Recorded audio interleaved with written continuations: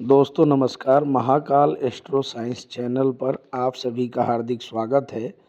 आज हम बात कर रहे हैं ज्योतिष शास्त्र में बनने वाले कुछ महत्वपूर्ण योग, जैसे कि पंच महापुरुष योग, जिसके अंतर्गत रोचक, भद्रक, हंस, मालव्य, शश योग आते हैं। इसके अलावा सुनफा, अनफा और दुर्धरा, ये सब राजयोग के अंतर्गत आते हैं। राजयोग किस तरह से बनते हैं, उनमें पंच महापुरुष योगों का क्या महत्व है, और यदि यह जन्म कुंडली में बनता है तो ऐसे जातक के जीवन में क्या क्या घटनाएं होती हैं, किस प्रकार का होता है, इसके बारे में हम जानेंगे।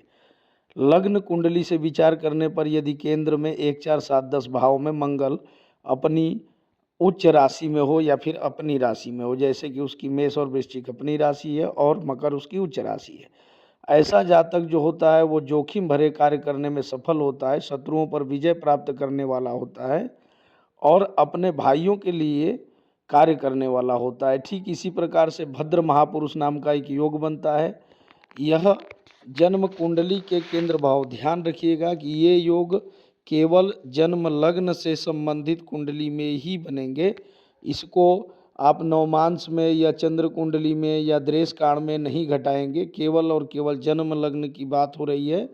जन्म लग्न कुंडली में केंद्र भाव में बुध अपनी राशि में मिथुन और कन्या में, या फिर उच्च राशि में कन्या में गया हुआ हो और केंद्र में गया हो, तो यह योग बनेगा। और ऐसा व्यक्ति जो है फुर्तीला होगा, बुद्धिमान और वाणी से मधुर बोलने वाला होगा, और ये हार्ड वर्क से ज़्यादा स्मार्ट वर्क करने में विश्वास रखते हैं। कहने का मतलब है कि दिमागी रूप से ये मजबूत होते हैं, शरीर से कार्य ना करके केवल अपने बुद्धि का प्रयोग करके और समाज में अच्छा पद और प्रतिष्ठा प्राप्त करते हैं।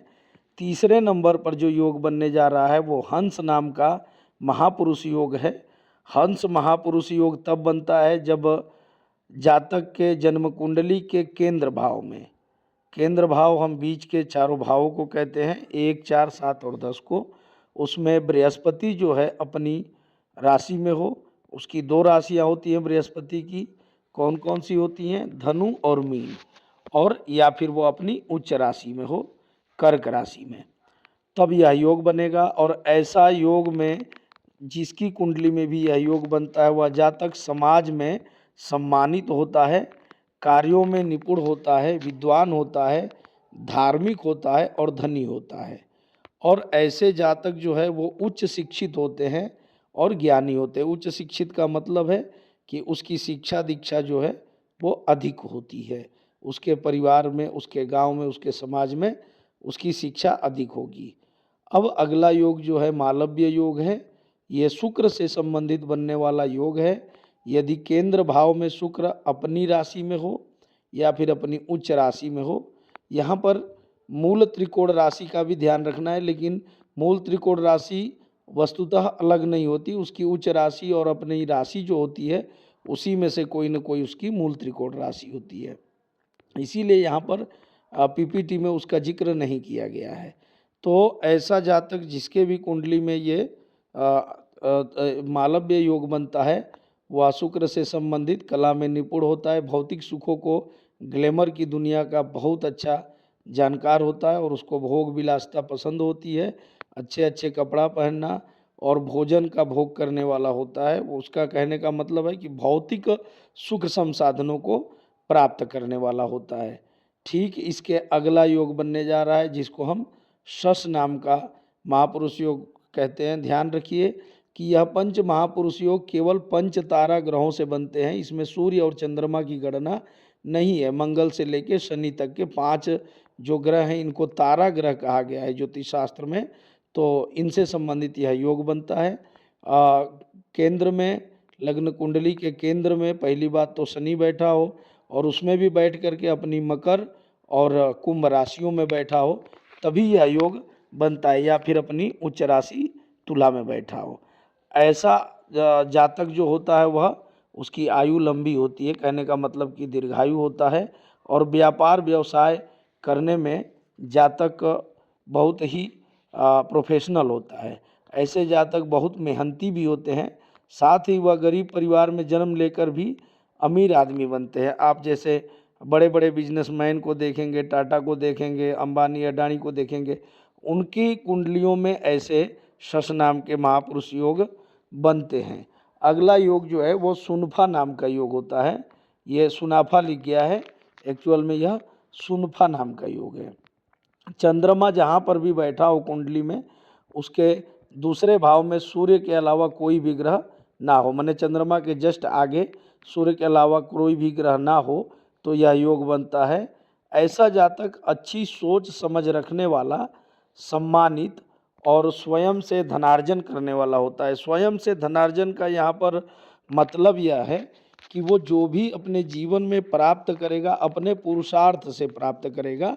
कई लोगों को आप देखते हैं कि भाई फोर फादर से पैतृक संपत्ति मिली हुई होती है, लेकिन उसके साथ ऐसा नहीं होगा। यह जो जातक होगा यह अपने भरोसे पर, अपने परिश्रम से और अपने मेहनत से जो कुछ भी प्राप्त करेगा अपने जीवन में, वह स्वयं की कमाई होगी।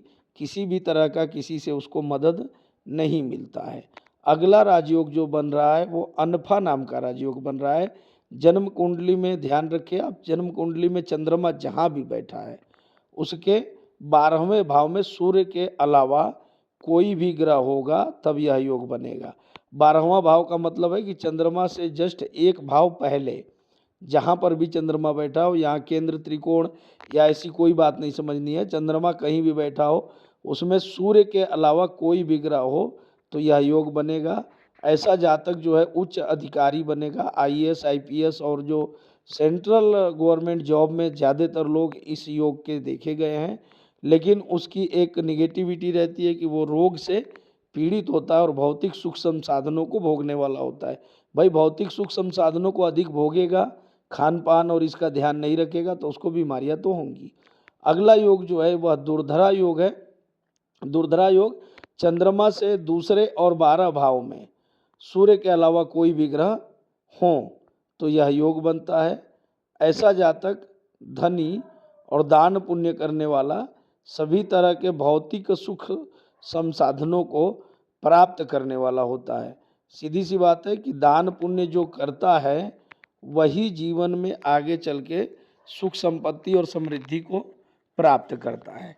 तो यह दुर्धरा नाम का योग है। इसमें विशेष ध्यान रखना है कि सूर्य के अलावा कोई भी ग्रह होना चाहिए, क्योंकि सूर्य जहाँ पर भी इसमें सुनफा अनफा दुर्धरा योगों में सूर्य को त्यागने की बात कही गई है। अगर सूर्य बैठ जाता है तो उससे संबंधित वह योग समाप्त हो जाता है। अगला योग जो बन रहा है इसको हम केमद्रुम नाम का योग कहते हैं। यह एक्चुअल में शुभ योग नहीं होता है। चंद्रमा से यदि कोई ग्रह युति ना करे, माने चंद्रमा के साथ कोई ग्रह ना बैठा हो और उसके दूसरे और 12वें भाव में कोई भी ग्रह ना बैठे हों, वो खाली भाव हों, तो ऐसा जातक जो है केमद्रुम योग में जन्मा हुआ कहलाता है। और केमद्रुम योग में जन्म लेने के कारण ऐसा जातक दुर्भाग्यशाली होता है, दरिद्र होता है और असफलता से परेशान होता है। ऐसी स्थिति उन जातकों के बनती है जो अपने जीवन में अत्यधिक कंफ्यूज होते हैं कि मैं क्या करूं, किस में सफल हो पाऊं और कैसे अपने जीवन में आगे बढ़ूं।